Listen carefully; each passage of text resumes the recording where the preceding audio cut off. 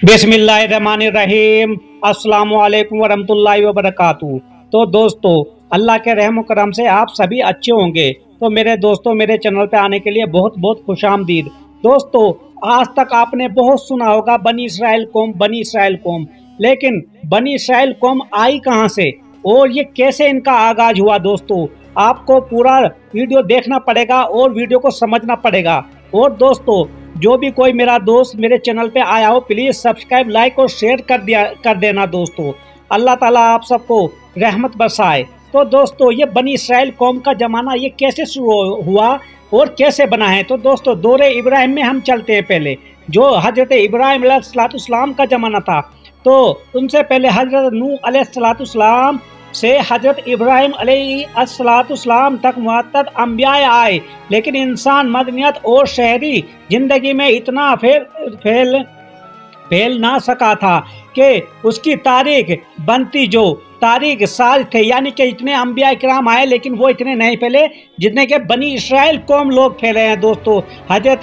दोस्तों मैंने जो बात आपको बताई है, तो दोस्तों वो इतने नहीं फैले थे। तो दोस्तों, ये वही वाक़या है, लेकिन जो अवाम थे उनकी असलाह के लिए जो कुछ इस ज़माने में अंबिया के जरिए दावत का काम अंजाम दिया गया, उसकी तफसील कलाम पाक में हमें मिल जाती है। लेकिन उस दौर की तारीख से हमारे अपना ताल्लुक इतना नहीं है जितना दौरे इब्राहिम अलैहिस्सलाम की तारीख से शुरू होता है।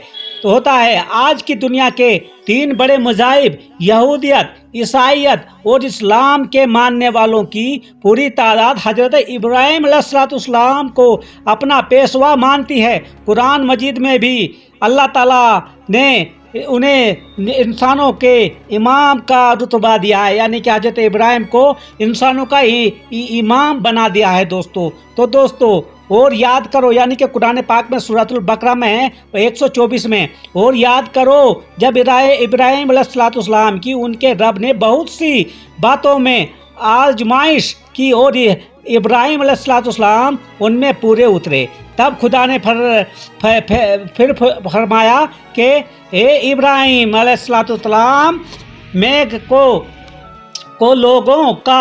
तुमको लोगों का इमाम बनाऊंगा। उन्होंने अर्ज किया, परवरदिगार मेरी औलाद में से पेशवा बनाइए।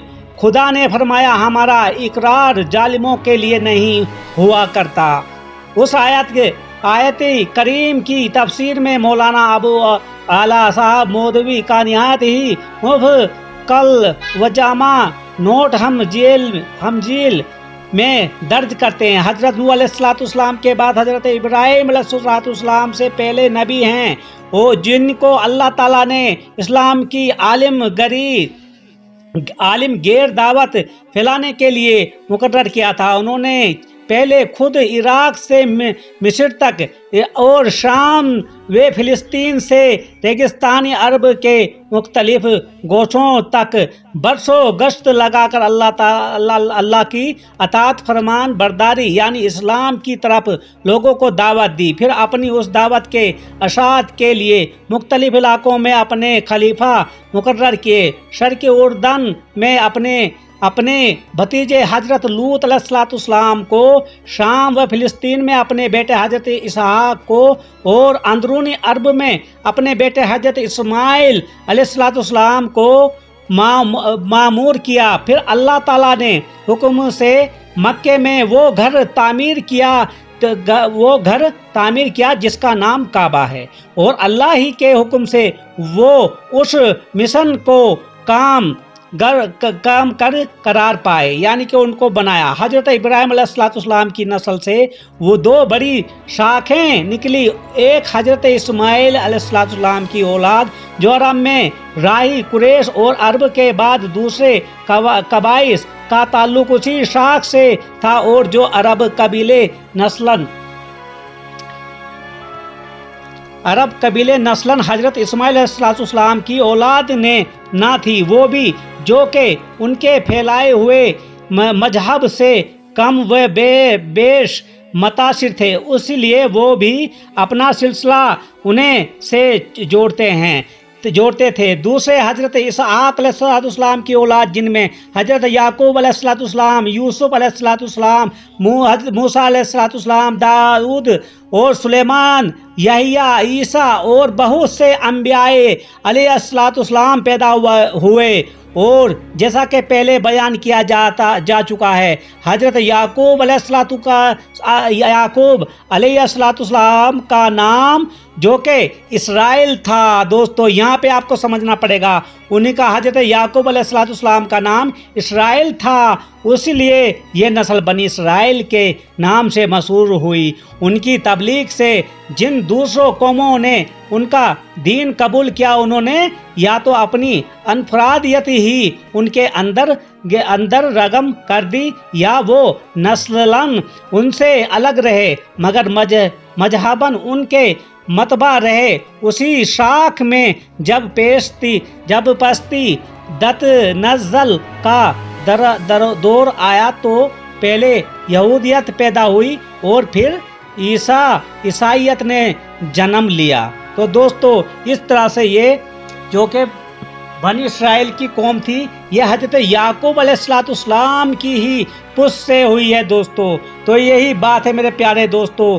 हजरत इब्राहिम अलैहिस्सलाम का असल काम दुनिया को अल्लाह की अताअत की तरफ बुलाता और अल्लाह की तरफ आई हुई हिदायत के मुताबिक इंसानों की अज्तमाई और अनफराद जिंदगी का निजाम दुरुस्त करना था। वो खुद अल्लाह के मती थे, उसके लिए दिए हुए इल्म की पैरवी करते थे, दुनिया में उस इल्म को फैलाते थे और कोशिश करते थे कि सब इंसान मालिक कायनात के मुती होकर रहें। यही खिदमत थी जिसके लिए वो दुनिया के इमाम व पेशवा बनाए गए थे अल्लाह की तरफ से।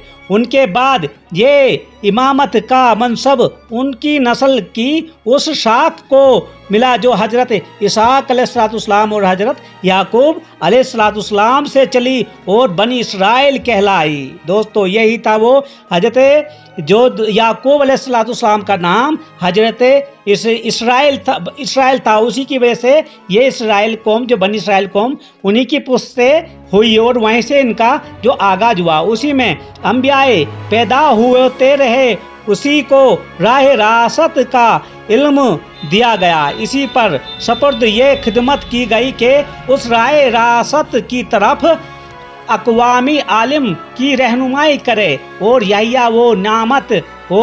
वो नियामत थी जो अल्लाह ताला बार बार उस नस्ल को लोगों को याद दिलाता रहा। उसी शाख ने हजरत सुलेमान अलैहिस्सलाम के ज़माने में बैतुल मुक़द्दस को अपना मरकज करार दिया। इसलिए जब तक ये शाख उम्मत के मुनसिब पर कायम रही, बैतुल मुक़द्दस ही दावत अल्लाह का मरकज और खुदा परस्तों का किबला रहा। तो दोस्तों यही वो बात थी दोस्तों। इस तरह से यही वजह है कि हुजूर अकरम सल्लल्लाहु अलैहि वसल्लम और आपके असहाबी रज़ियल्लाहु ताला अन्हु बैतुल मुक़द्दस को उस वक्त तक का भी किबला बनाए रहे जब तक बनी इसराइल को बाजाब्ता इमामत से माज़ूल करने का खुदाई ऐलान ना हुआ। इसलिए मुसलमानों में आज तक बैतुल मुक़द्दस को किबला अव्वल होने का शर्फ हासिल है,